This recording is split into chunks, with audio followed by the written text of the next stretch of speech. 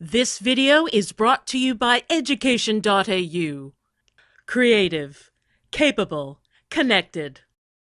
It was produced by education.au's Strategic ICT Advisory Service, a project funded by the Australian Government's Department of Education, Employment and Workplace Relations.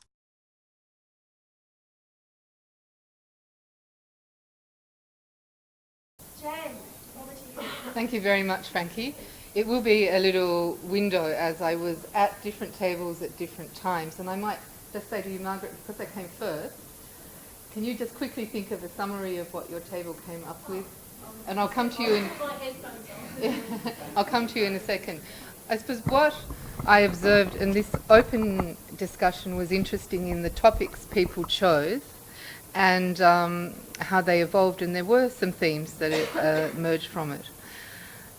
The fast changing, our environment is incredibly fast changing. One table, that phrase, change is a constant, and perhaps is the only constant that we can know, I think is important. Added to that, people are by nature inherently resistant to change. You combine that with the fact that information and communication technology is a platform that allows the integration and joining up of more and more dots as the networks get wider and wider. So as I've been listening to a lot of what we've been talking about, we've been identifying actually a lot of problems, but we've had a chance to voice those, but the things that I've heard haven't really come up with many answers yet. And I think one of the reasons is because to bring about the vision that I have for a joined-up education system in Australia, to do that well, we have to operate on an incredibly wide number of fronts to bring it about and have it coordinated. And so, therefore, leadership is incredibly important. And the other bit too, because people have been saying change, change, change, but I'm thinking, well, you've got to know where you want to go, and you need your leaders to be able to articulate that. So I have a really favourite quote from Yogi Berra: if you don't know where you're going, you might just get there. And from that, what was interesting to me was that a number of the groups and particularly one that I'll come to last, which was Table 8, was really addressing those issues that I think are critical, and the others were looking at other facets of that. So Margaret, do you have a few words about what you're talking? They were talking about teacher education. Yes. Pardon me, Margaret, could you come up first? Oh, sorry. You've got to work hard to be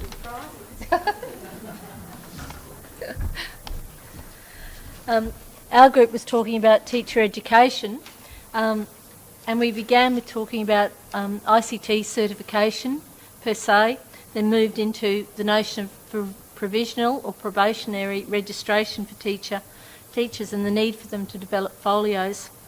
We then moved into the stresses placed on teacher education, and largely amongst that at the moment is the federal government initiative agreed by COAG, so will be accepted across all states, with the Teach for Australia program, where teachers will be trained in 6 weeks, taken from faculties of law and science, and trained progressively on the job over 2 years. And that's a recent initiative announced, which we as teacher education faculties have to rise to the challenge of coming up with sensible training for those folks and also sustaining them over their period of probation. We also talked about field studies, the importance of that, but the difficulty facing universities in finding good, effective places for our students to see quality education at work. Thank you very much. Just turn this around. Table number 1 was talking about open source, and I think summary is open source is a great idea, but the issues and what you were trying to grapple with was how the system, and this is another theme that's come up a lot, the current system inhibits a lot of change. It has some investment in keeping the systems the way they are, and also they're not adapted to what they need. So tenders don't suit open source. The common commercial model doesn't really suit open source. but we need an acceptance at the government level about how open source can be integrated. And also, initially, legal and IT departments talked a lot about, they had a really high level of risk perception. As some of these, and which was the real barrier, as some of these things like Moodle have got more established, we're seeing that the risks that they envisaged aren't there. And if I miss out things that are important, let me know. Now, table 6, the School of the Air. Yes, let's do it. Have a school without walls, Australia's online school. And they were, when I visited their table, they were discussing how it might work, and there were quite a lot of ideas around that. Niche markets, subjects that kids can't still attend. There was a discussion around children in hospital. The importance was to keep it simple. And very much this new technology allows for meeting those needs that have been met perhaps by distance education in the past.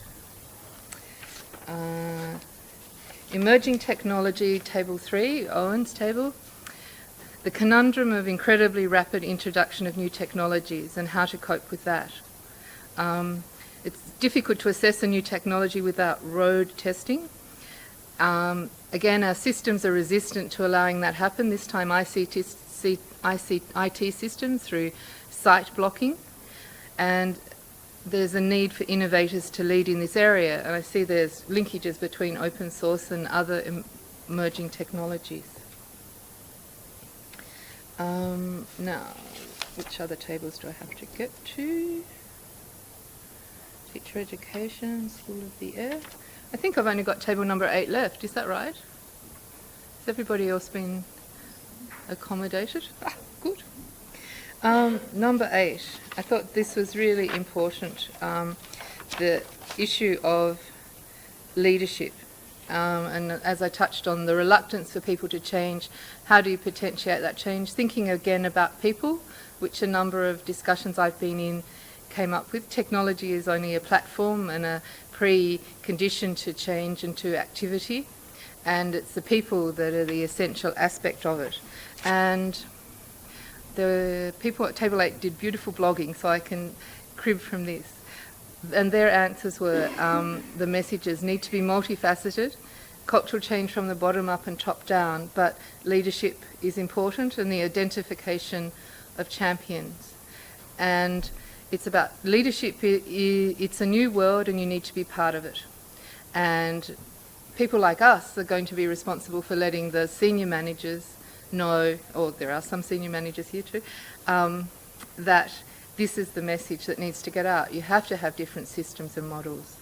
How much support is there from current leadership for change, and how can we increase that?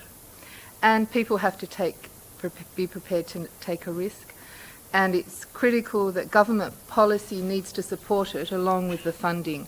And what's happened with GISC, which I'm not sure what the acronym is for that, the words for that, that's a,